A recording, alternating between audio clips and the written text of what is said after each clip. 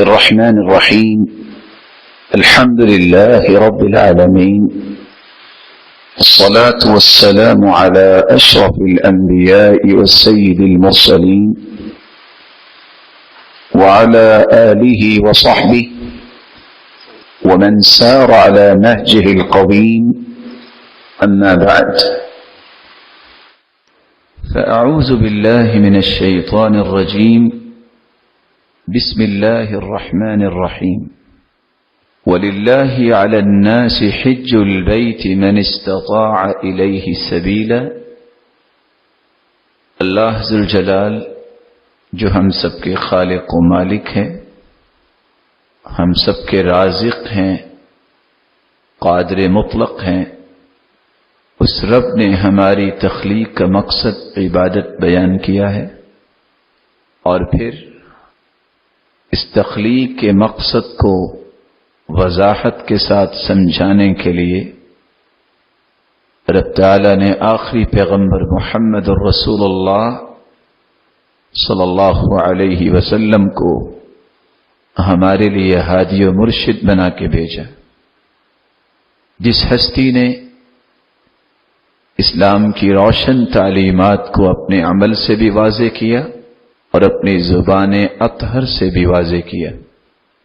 اسلام کے 5 ارکان ہیں: توحید، نماز، زکوٰۃ، روزہ اور حج. آج ہم جس مہم رکن کے بارے میں گفتگو کرنے جا رہے ہیں وہ ہے اللہ ذوالجلال کے گھر کی زیارت اور مناسک حج کی ادائیگی.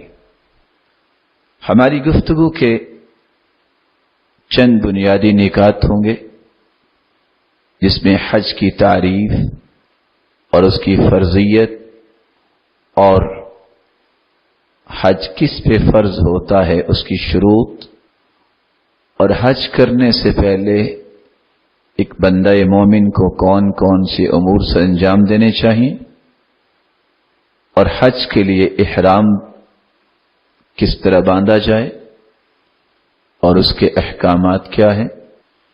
پھر اگر وہ حج کرنا چاہتا ہے تو جو حج کی 3 اقسام ہیں اس کی کچھ تفصیلات ہوں گی، اور پھر کہاں سے ایک مسلمان کو احرام باندھنا ہے، پھر تفصیل کے ساتھ عمرے اور حج کا عملی طریقہ. تو سب سے پہلا نقطہ، حج کسے کہتے ہیں؟ عربی زبان میں حج کا معنی ہے القصد والارادہ، قصد کرنا اور ارادہ کرنا.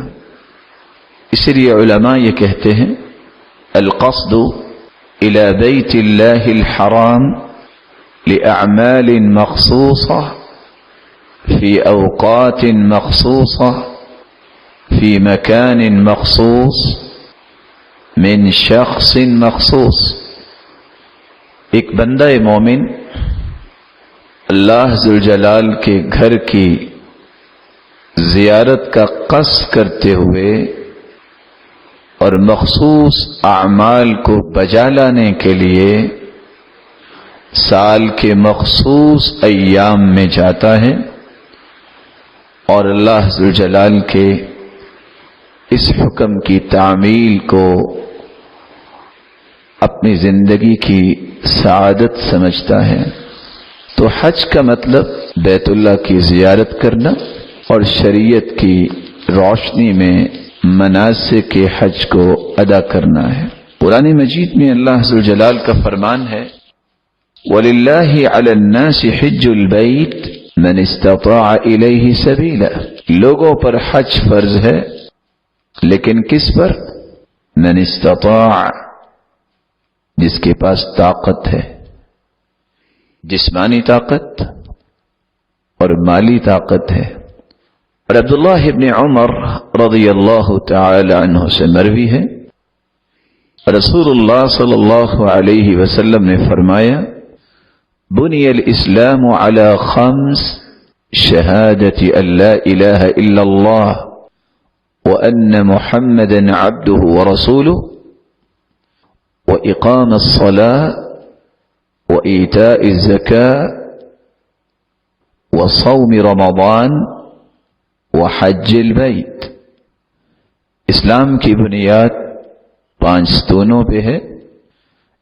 سب سے پہلا ستون توحید، اس بات کی گواہی دینا کہ اللہ کے سوا کوئی بھی عبادت کے لائق نہیں، اور اس بات کی گواہی دینا محمد الرسول اللہ صلی اللہ علیہ وسلم اللہ ذوالجلال کے سچے پیغمبر ہیں.